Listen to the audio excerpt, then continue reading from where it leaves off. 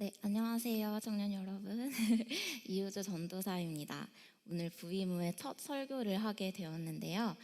설교에 들어가기에 앞서 우리 청년분들께 꼭 드리고 싶은 말씀이 있었습니다. 제가 부임한 첫날부터 지금까지 우리 청년들께서 항상 따뜻하게 환대해 주시고 먼저 다가와서 웃으면서 인사해 주시고 말 걸어 주시고 그렇게 따뜻하게 대해 주신 덕분에 첫날부터 지금까지 제가 즐거운 마음으로 새로운 사역지에서의 사역을 시작할 수 있었습니다. 그래서 감사하다는 말씀을 꼭 드리고 싶었고요. 이제 첫 설교로 들어가려고 하는데요.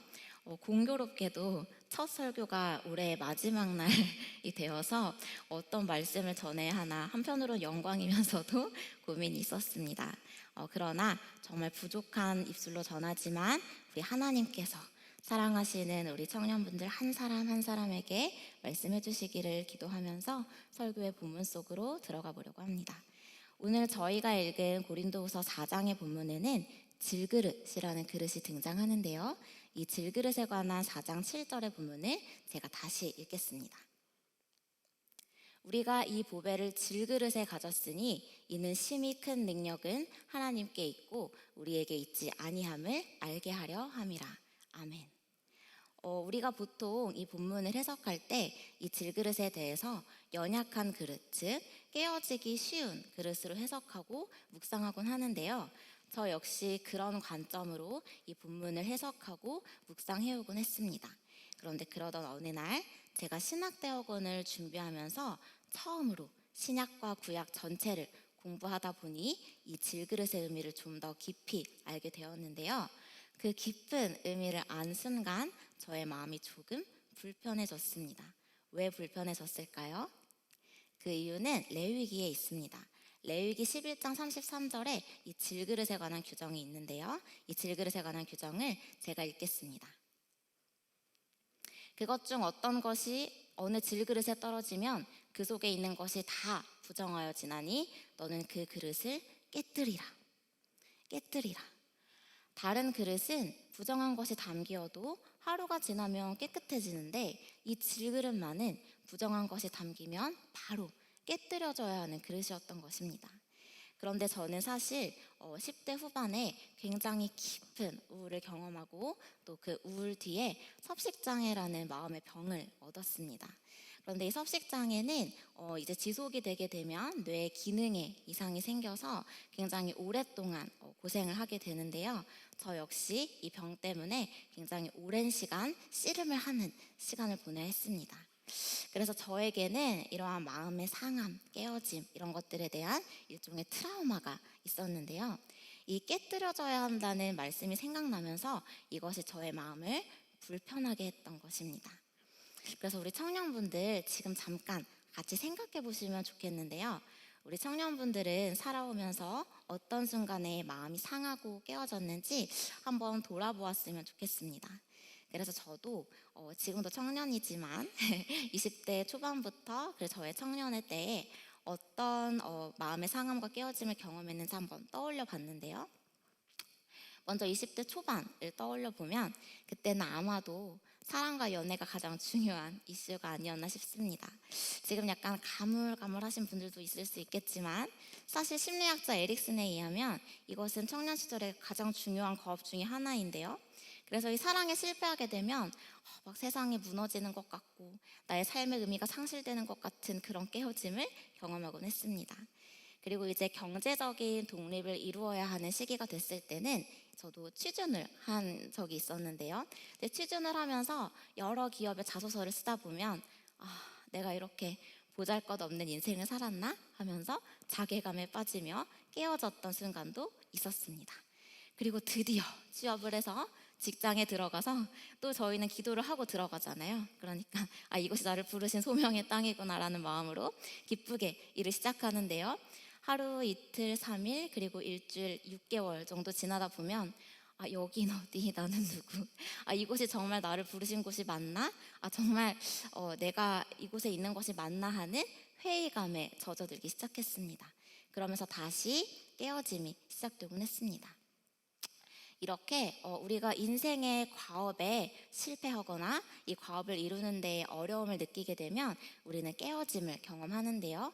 꼭 이런 큰 사건들이 아니더라도 우리가 계속해서 반복해서 겪게 되는 관계의 어려움이나 또 일상의 고단함 속에서도 이런 깨어짐을 경험할 수가 있습니다. 그런데 안타깝게도 성경에서도 우리의 인생이 이렇다는 것을 이미 말해주고 있는데요. 창세기 8장에 보시면 하나님께서 노아에게 이렇게 말씀하십니다. 내가 다시는 사람으로 말미암아 땅을 저주하지 아니하리니 이는 사람의 마음이 계획하는 바가 어려서부터 악함이라.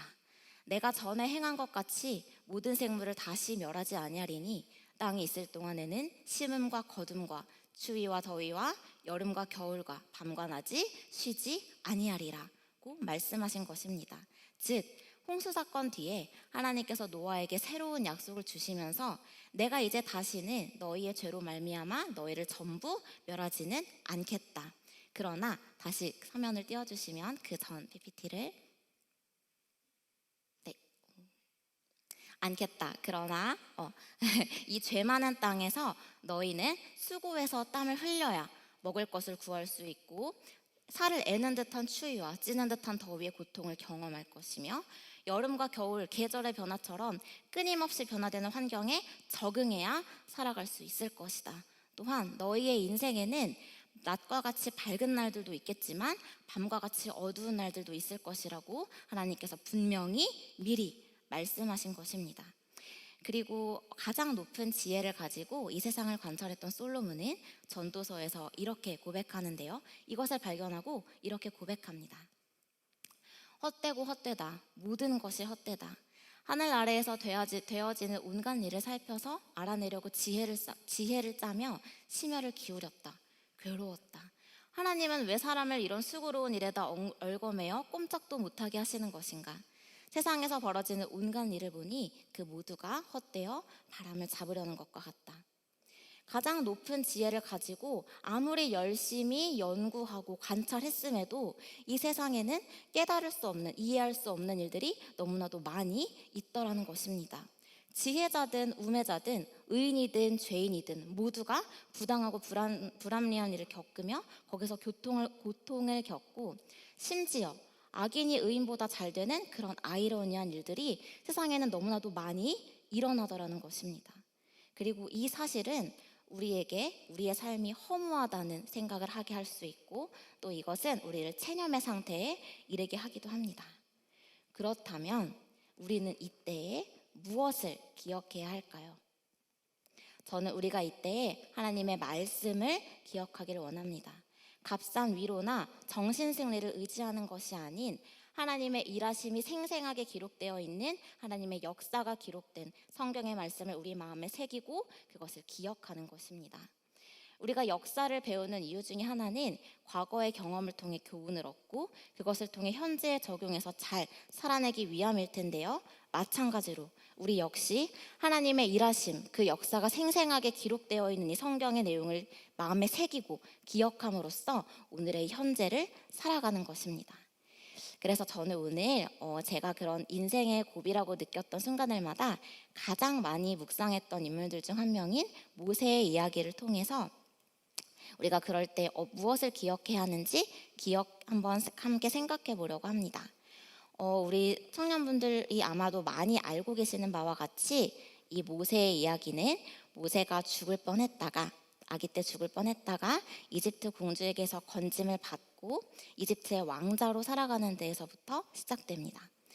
정확한 경로는 알 수 없지만 아마도 그의 유모였던 친모가 그에게 말해주었을 것으로 짐작이 되는데요. 그래서 모세는 아주 어렸을 때부터 자신이 사실은 이스라엘 사람이라는 것을 알고 자라왔던 것 같습니다. 그리고 거기서 굉장히 많은 정체성의 혼란을 겪었을 것으로 짐작이 되는데요.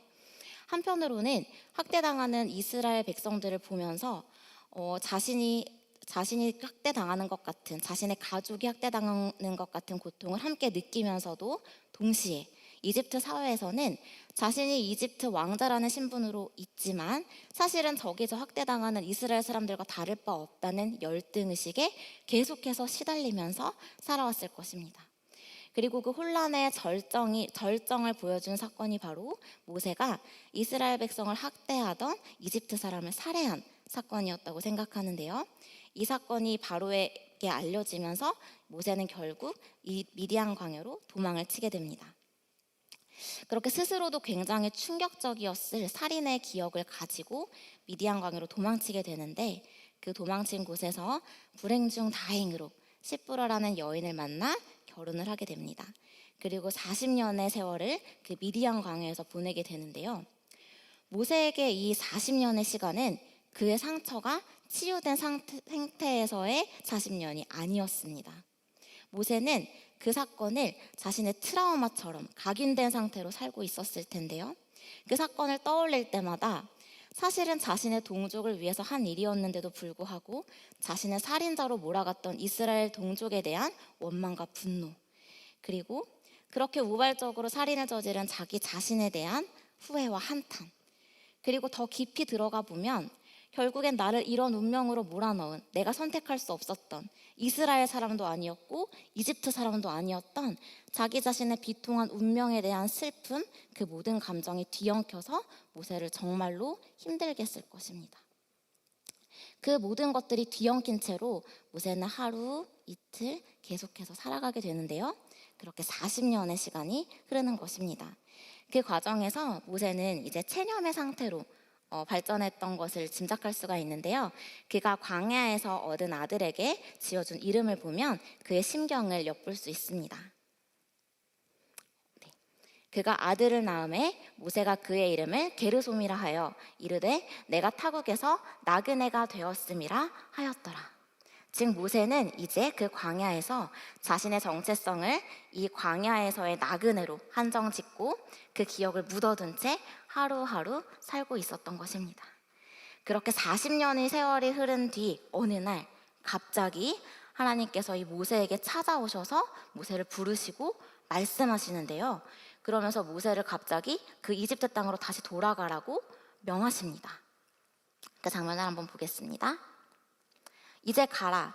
이스라엘 자손의 부르짖음이 내게 달하고 애굽 사람이 그들을 괴롭힌 학대도 내가 보았으니 이제 내가 너를 바로에게 보내어 너에게 내 백성 이스라엘 자손을 애굽에서 인도하여 내게 하리라. 그런데 모세에게 이 말씀은 절대로 단순한 말씀이 아니었습니다. 이 말씀은 자신의 트라우마를 다시 기억나게 하는 말씀이었고 또 그 두려움을 다시 불러일으키는 말씀이었던 것입니다. 그래서 모세는 이렇게 반응합니다. 띄워주시면, 모세가 하나님께 아뢰되 내가 누구에게 바로에게 가며 이스라엘 자손을 애굽에서 인도하여 내리이까. 모세로서는 당연한 반응이었습니다. 아니 지금 어떻게 저보고 돌아가라고 말씀하시는 겁니까? 제가 학대받는 이스라엘 동족을 위해서 어떤 일을 했고 그 일 때문에 어떤 결과를 맞이했는지 당신은 아시지 않습니까? 그런데 어떻게 제가 이집트로 돌아갈 수 있습니까? 라고 모세가 지금 반응하고 있는 것입니다. 그런데 하나님께서는 이에 굴하지 않으시고 다시 말씀하시는데요. 내가 반드시 너와 함께 있으리라. 내가 그 백성을 애굽에서 인도하여 낸 후에 너희가 이 산에서 하나님을 섬기리니 이것이 내가 너를 보낸 증거니라고 말씀하시면서 가지 않겠다고 버티던 모세를 설득하셔서 결국 이집트로 보내십니다. 그리고 그곳에서 모세는 정말로 자신과 함께 하신 하나님께서 어떤 일들을 행하시는지를 보면서 조금씩 변화되는 모습을 보이는데요. 처음에는 형 아론이 없이는 사람들 앞에 설 수조차 없었던 모세가 어느 순간 바로 왕 앞에서도 당당하게 자신의 할 말을 하는 모습을 보여줍니다. 그 장면을 함께 보실게요. 바로가 모세를 불러서 이르되 너희는 가서 여호와를 섬기되 너희의 양과 소는 머물러 두고 너희 어린 것들은 너희와 함께 갈지니라. 즉 이때 9째 재앙의 때였는데요. 바로가 그래 이제 너희를 보내줄게. 너희를 보내주고 너희의 자녀까지는 내가 보내준다. 그러나 너희의 가축은 데려갈 수 없어. 너희의 가축은 두고 가 라고 말했을 때 모세가 이렇게 말하는데요. 이르되 왕이라도 우리 하나님 여호와께 드릴 제사와 번제물을 우리에게 주어야 하겠고 우리의 가축도 우리와 함께 가고 한 마리도 남길 수 없으니 이는 우리가 그 중에서 가져다가 우리 하나님 여호와를 섬길 것이며 라고 대답합니다. 즉 당신이 왕이라도 우리는 우리의 하나님을 섬기러 가야 하겠고 그곳에서 번제물을 드려야 하니 그 가축을 두고 갈 수 없습니다라고 지금 당당하게 말하고 있는 것입니다. 이렇게 변화되어가는 모습을 볼 수 있는데요. 그리고 정말로 하나님께서 이 모세를 통해서 이스라엘 백성들을 이집트에서 구출해 내십니다. 그리고 이집트에서 구출해 내신 뒤에 꽤 오랫동안 이 백성들을 체류하게 하신 산이 하나 있었는데요. 바로 시내산입니다. 그런데 여기서 제가 잠깐 첫 번째 설교 찬스로 퀴즈를 하나 내보려고 하는데요. 다음부터는 이런 거 하지 않을 건데요. 네, 제가 퀴즈를 하나 내겠습니다. 바로 이 시내산에서 하나님께서 모세를 통해 이스라엘 백성들에게 짓게 하신 것이 하나 있었습니다.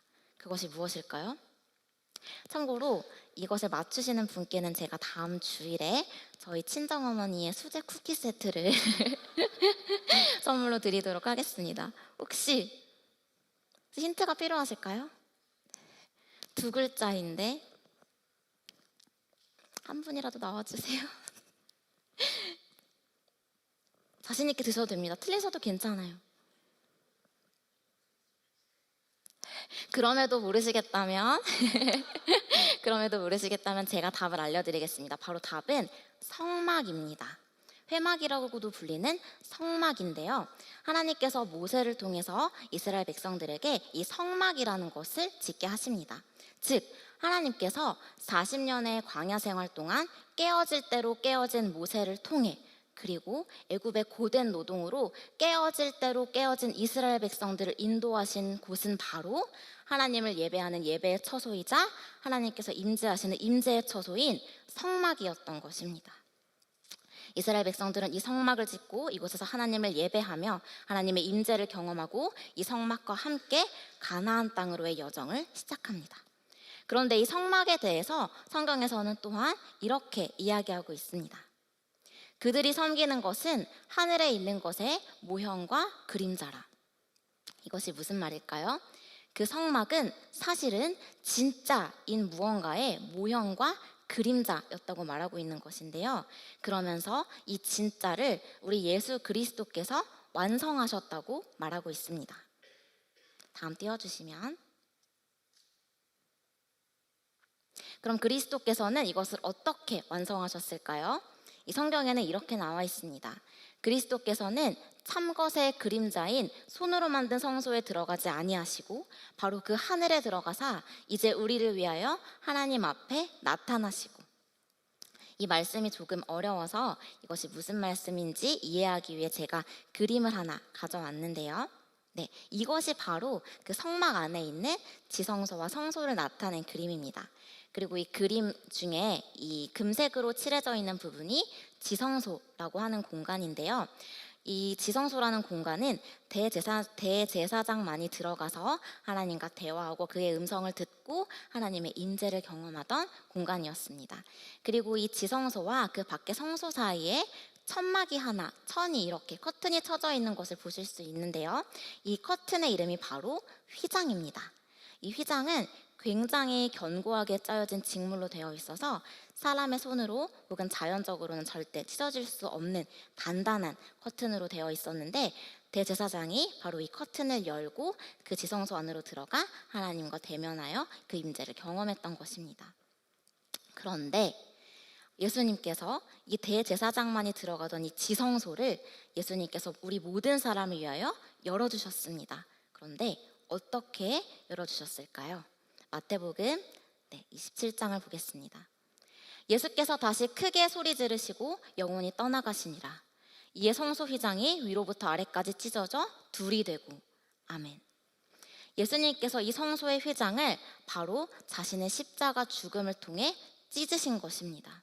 아까 말씀드린 대로 이 성소의 휘장은 굉장히 견고하게 짜여져 있어서 사람의 손으로 혹은 자연적으로는 절대 찢어질 수 없는 천입니다. 그런데 예수님께서 십자가에서 죽으실 때에 이 성소의 휘장이 위에서부터 아래로 찢어졌는데요. 이것은 바로 예수께서 그 십자가 위에서 자신의 몸을 찢으시면서 죽으실 때에 우리를 위한 그 성소의 휘장을 여시고 하나님의 임재의 처소, 예배의 처소로 향하는 그 길을 우리 모두를 위해 열어주셨다는 것을 의미합니다. 그래서 우리는 예수께서 자신의 몸을 찢으시면서 열어주신 그 길을 따라 그 임재의 처소, 예배의 처소로 들어갈 수 있는 것입니다.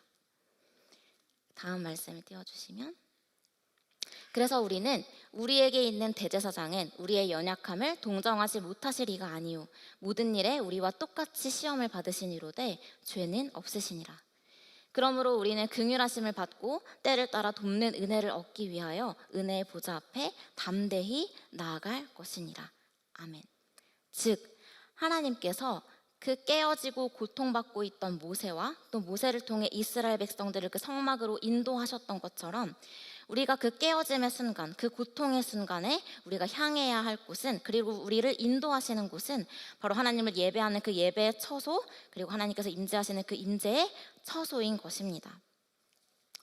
그렇기에 2023년 우리 청년 여러분들이 어떠한 괴롭고 지난한 아직 아닙니다. 아직 아닙니다. 죄송합니다. 2024년 때 들어주시면 되겠습니다.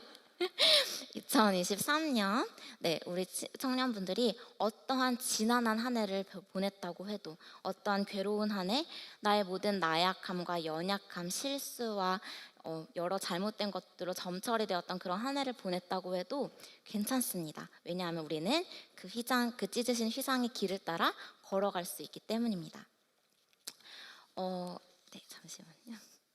제가 잠깐 대기 와가지고.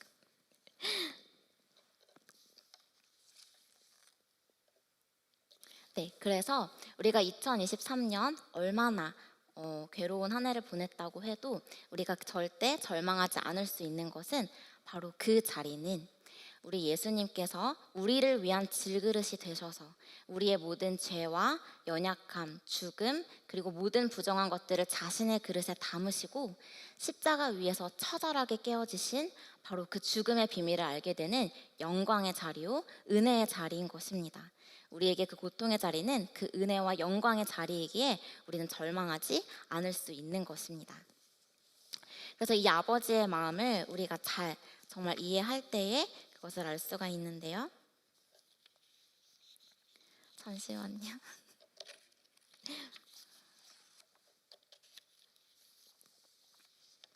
그래서 바로 그 자리에서 우리 하나님께서 내가 너의 연약함 안다. 내가 모든 죄와 너의 모든 실수를 내가 알고 있다. 그러나 그렇기에 내가 나의 아들 예수를 너희에게 보냈고 그를 너희를 위하여 죽게 했고 또 다시 살게 했다고 말씀하시는 하나님의 음성을 들을 수가 있는 것입니다.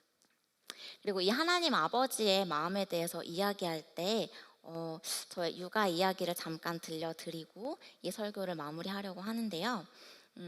사실 우리가 하나님 아버지의 마음이라고 이야기하는데 저의 어렸을 때 저희 아버지는 굉장히 무서운 분이셨습니다.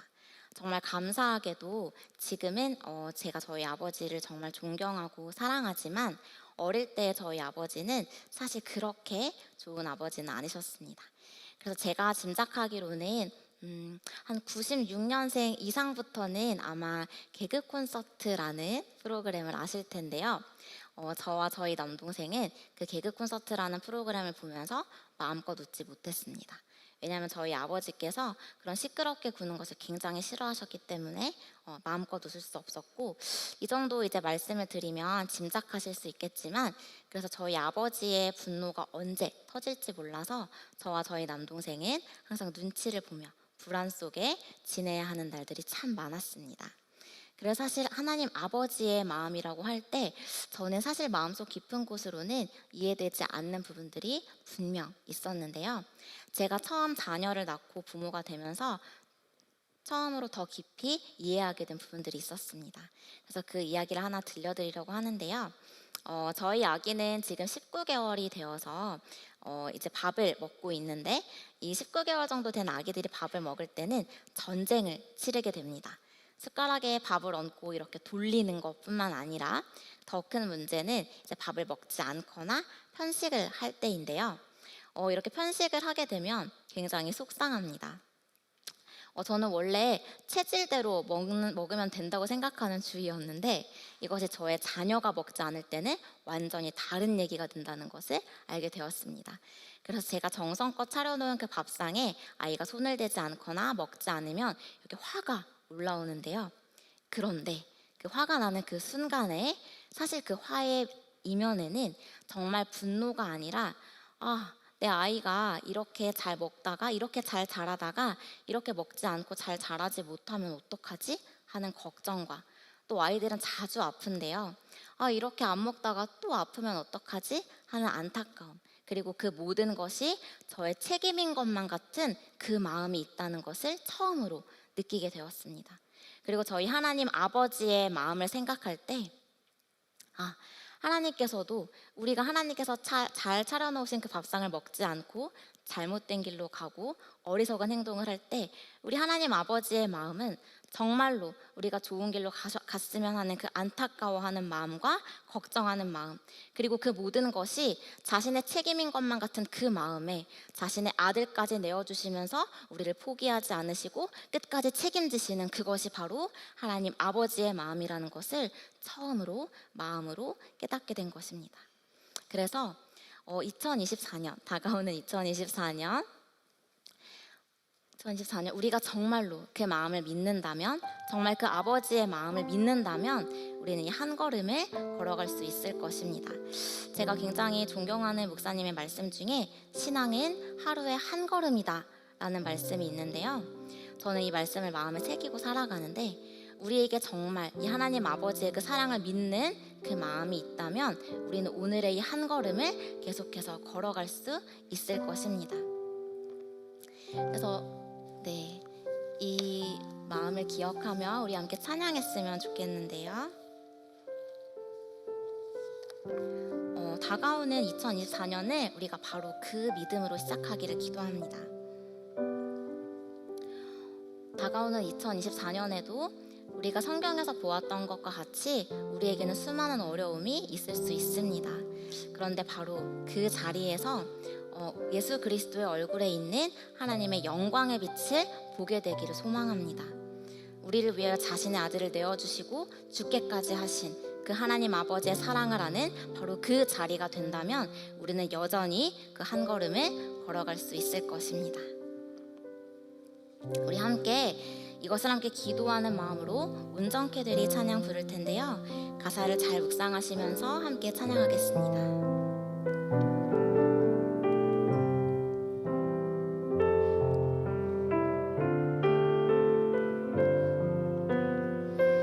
주 앞에 나와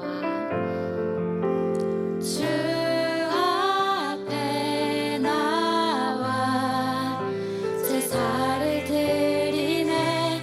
마음 열어 내 삶을 드리네. 주를 봅니다. 끝없는 사랑 나 회복시키네. 주 앞에 나와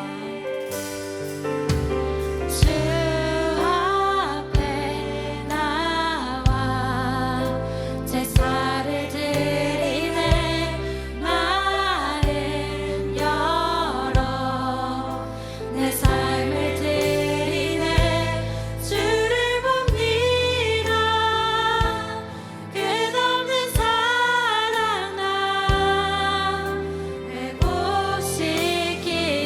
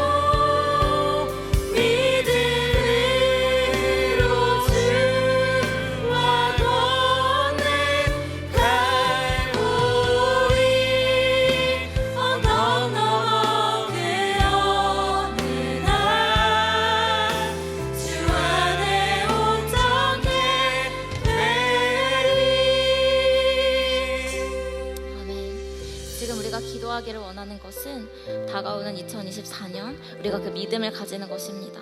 우리를 향하신 하나님 아버지의 그 마음을 믿는 믿음을 가지고 그 한 해를 맞이하는 것입니다. 다가오는 2024년 우리가 예상치 못한 일들이 언제든지 일어날 수 있고 우리가 감당하기 힘든 일들이 언제든지 우리 앞에 놓여 있을 수 있지만 바로 그 순간, 바로 그 자리가 우리가 하나님의 얼굴을 구하며 그의 음성을 구하고 그 앞에 나아갈 때에 하나님께서 우리 가운데 그 영광의 빛을 나타내실 바로 그 자리임을 믿는 믿음을 우리에게 주시도록 우리 함께 기도하겠습니다. 하나님 아버지, 이곳에 모인 청년들에게 주님 그 믿음을 허락하여 주시옵소서. 아버지, 이들이 고통받고 힘들어하고 있는 바로 그 자리가, 삶에 지난하고 지루한 바로 그 자리가 아버지께서 주님 이들을 만나주시며 아버지 그 영광의 빛을 나타내신 바로 그 자리임을 믿는 믿음을 이들에게 허락하여 주시옵소서. 주님의 그 생명의 능력의 말씀으로 이들의 삶의 자리자리마다 찾아가셔서 주께서 말씀하여 주시옵소서. 주께서 모세를 부르신 것과 같이 이들의 삶의 그 자리자리마다 그 상처에 얽어매여 있던 그 자리자리마다 주님 찾아가셔서 아버지 그것을 아버지 주님과 함께 하시는 주님과 함께 걸어나갈 때 정말로 주님께서 이들의 삶에 베푸시는 그 기적과 그 일들을 바라보며 아버지들이 치유받게 하시고 아버지 그 믿음을 가지고 여전히 나와 함께 하시는 주께서 여전히 일하고 계시며 여전히 일할 것이라는 그 믿음을 가지고 이 삶을 살아가게 하여 주시옵소서. 그 믿음들에게 허락하여 주시옵소서. 정말 이들이 살아가고 있는 그 삶의 자리가 주님을 만날 수 있는 바로 그 자리임을 우리 예수 그리스도께서 그 휘장을 찢고 그 길을 여셨음을 그 예배의 자리 그 임재의 초소를 향한 그 길을 여셨음을 아버지들이 보게 하시고 그 예배의 자리로 나아갈 때에 주를 찾고 부르짖는 그 자리로 나아갈 때 주님 이들을 만나주시고 주님 이들에게 말씀하여 주시고 주님 이들을 치유하시고 주님 이들을 회복시켜 주시옵소서. 주님 그 회복이 그 치유가 그 기적이 그 역사가 성경에만 나와 있지 않고 정말 우리의 삶 가운데 주님께서 말하고 계시는 바로 그 역사임을 우리 청년들에게 깨닫게 하여 주시옵소서. 우리 청년들 가운데 주님 찾아가 주시옵소서. 영광을 전하여 주시옵소서. 우리 다시 한번 찬양하고 기도할 텐데요. 정말로 우리가 제사의 자리로 나아갈 때, 우리가 하나님을 향한 그 예배의 자리로 나아갈 때 정말로 그곳에서 우리를 만나주시고 우리를 치유하시고 우리의 상처를 싸매시고 우리를 회복시키실 하나님 아버지를 그 믿는 믿음으로 우리 한 번 더 찬양하신 후에 기도하겠습니다. 아멘.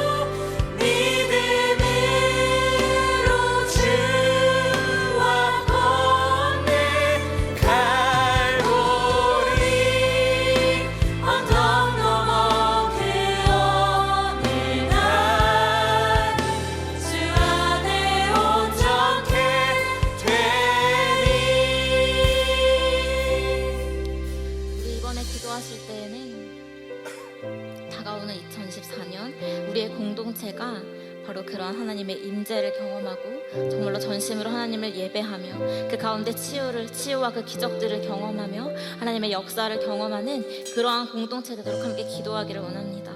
정말 이 공동체 가운데 예수 그리스도의 몸된 이 교회를 통하여 일하시는 하나님께서 이 거룩한 빛 광성교회 청년부를 통하여 우리 가운데 역사하시고 우리를 치유하시고 우리를 회복시키시는 그 기적이, 그 역사가 우리 가운데 일어나기를 우리 함께 믿음으로 기도하시겠습니다.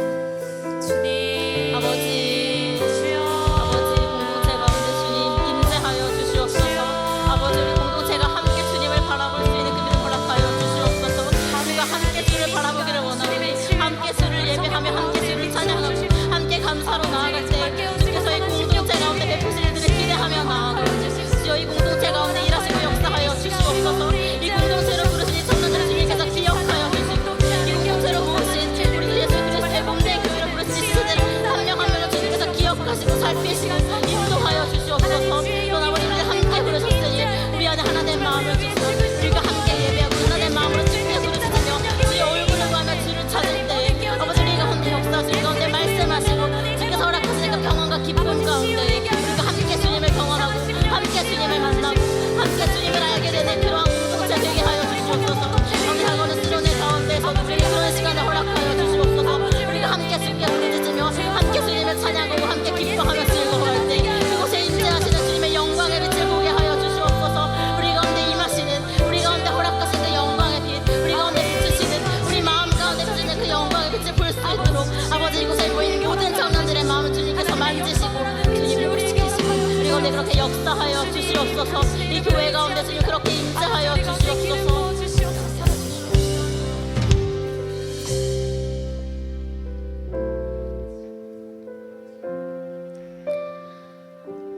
하나님 아버지 감사합니다.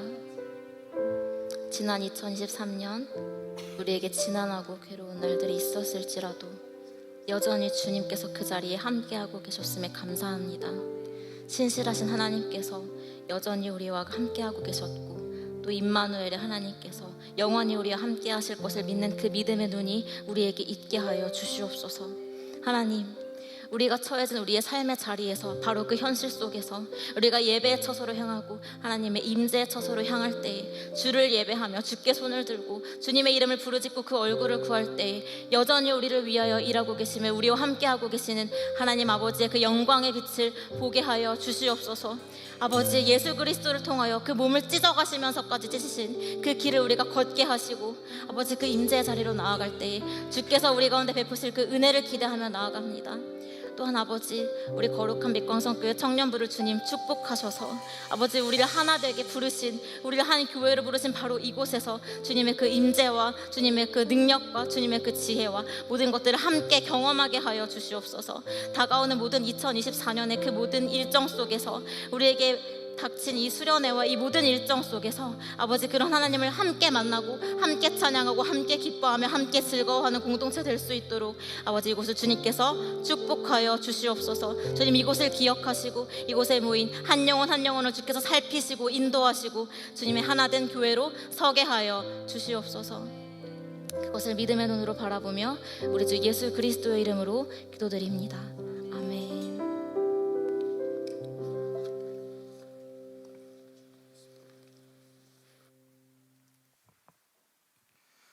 지금은 우리 주 예수 그리스도의 크신 은혜와 하나님의 사랑하심과 성령의 교통하심이 2023년 마지막 날을 주님 앞에 드리고 하나님의 영광 가운데 거하여 살아가길 원하는 거룩한 빛 광성교회 청년들 위해 그리고 이곳에 있는 모든 영혼들 위해 지금으로부터 영원까지 함께 하시길 간절히 축원하옵나이다. 아멘.